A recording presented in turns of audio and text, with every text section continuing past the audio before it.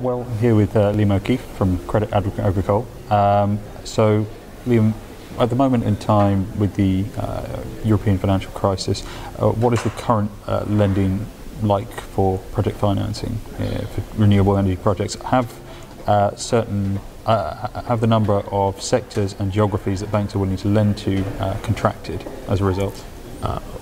If you go back to the beginning of 2011, the market was very buoyant and everyone was getting very excited, and we thought it was the end of the credit crunch. And then in August, September, worries started to creep in about Greece and the impact on the rest of the Eurozone, and particularly Eurozone banks. And then we saw a real withdrawing from the market by a number of banks. Cost of funds suddenly went up quite dramatically. A lot of the European banks found their dollar deposits that they had from US money market funds were being pulled. So it was a bit of a difficult time in the second half of last year. Having said that, at the beginning of this year, things have started to stabilise and improve. The big help came from the ECB by entering into the LTRO, which has provided some very cheap funding for banks at 1% for 3-year money. So that's helped to stabilise the position in Europe. As far as renewables are concerned, I think those banks that are committed to renewable energy are very committed to it. And there are about just over 40 banks in the market that are active to arranging project finance loans for renewable energy projects. And those banks remain so. In fact, my own bank underwrote a transaction in France at the end of last year. And it was only a small deal, it was 140 million. We were one of 2 banks to underwrite the deal. But nevertheless, I think it shows the commitment of banks like mine to the sector. We view it as a strategic sector, and little problems in the Eurozone won't detract us from or deflect us from lending. And how has it affected the rates at which you're lending to renewable energy projects? If we were realistic, the kind of 2 core markets of onshore wind and solar PV? It hasn't really impacted that much. What it's meant, though, as far as Italian and Spanish banks, is their cost of funds has gone up a lot. So where you're reliant on those banks, they are struggling to lend at pricing below 3%. For other Eurozone banks, then pricing needs to be above 2%, very generally speaking. And how will the imminent kind of serious cuts to subsidies in major markets like Germany, Italy, how will that affect project financing in the future? Well, we follow our clients, so it's up to them to identify new projects and where they can justify the economics of those projects. So we very much take the lead from them. In terms of how that will affect our perception of providing project finance for the renewable sector, I think it will actually improve things. Our big concern is where you see very large subsidies from governments, particularly from governments that are perhaps quite indebted nowadays, there are question marks about the long-term commitment to providing those subsidies.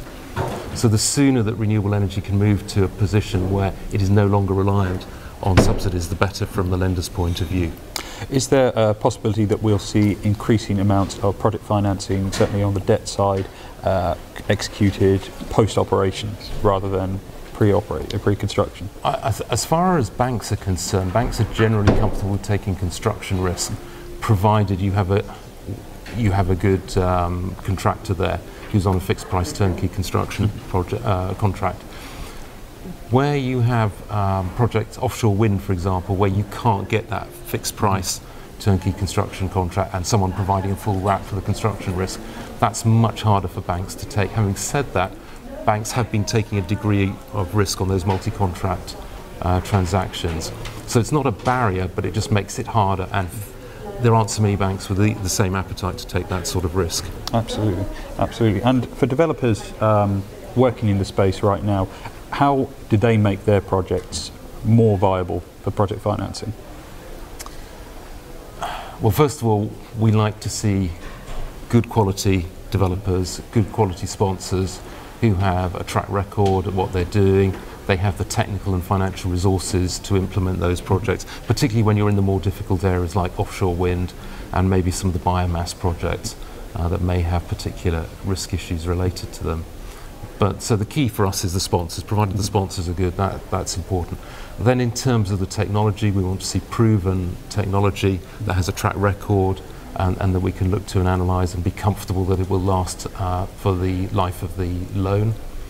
And then in terms of the offtake arrangements, one of the areas that banks really won't take any significant risk is on the electricity price risk. That needs to be addressed in some form, usually by power purchase agreements or contracts for differences or some other offtake arrangement to protect us on the electricity price risk. We're quite happy to take the technology performance risk and the maintenance risk, but in terms of electricity price risk, financing conventional gas-fired plant, for example, we learnt a lot about the merchant risks. And it's not something I think there's much appetite in the bank market for going forward, particularly when you put it on top of renewable energy, which already has certain risks attached to it. Indeed. And on the technology side, I mean, you mentioned briefly biomass there. Is that a technology that could be said to be bankable at this point in time? Oh, very definitely. We have financed biomass projects, but they tended to be relatively small, and the supply of biomass is fairly manageable. We know that there are some bigger biomass projects coming, and therefore we are encouraging, we need to know that the sponsors are capable of sourcing the biomass, and the technology they're using is relatively proven. Excellent.